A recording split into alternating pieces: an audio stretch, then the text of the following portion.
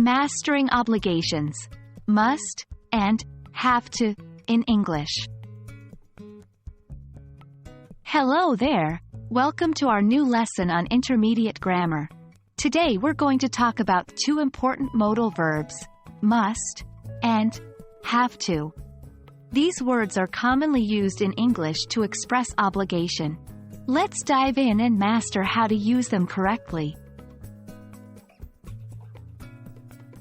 First off, let's understand what must and have to mean. Both of these verbs are used to express obligation or necessity.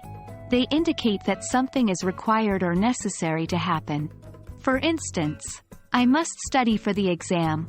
It is necessary for me to study. You have to wear a seatbelt. It is required for you to wear a seatbelt. Remember, when we express obligation, we're talking about something that is necessary or required, not optional. Although must and have to can often be used interchangeably, there are subtle differences between them.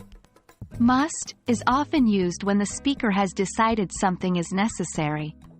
It comes from the person speaking, expressing a personal obligation or necessity. Have to, on the other hand, often suggests that the obligation comes from outside the speaker. It's used to express external obligations or rules that we need to follow.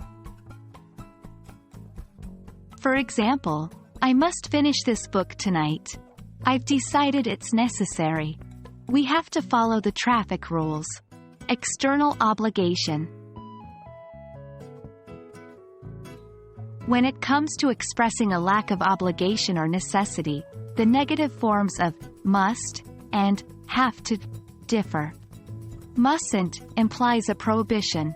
Something is forbidden or not allowed. Don't have to implies there is no obligation. Something is not necessary but you can do it if you want. Let's see examples. You mustn't smoke in here. It's prohibited. You don't have to wake up early tomorrow. There's no obligation, but you can if you want. And that wraps up our lesson on how to use must and have to express obligation in English. Remember, these modal verbs are key to communicating necessity or requirements in your conversations. Practice using them in your daily English speech, and soon it'll become second nature. As always, keep learning, and we'll see you in our next lesson.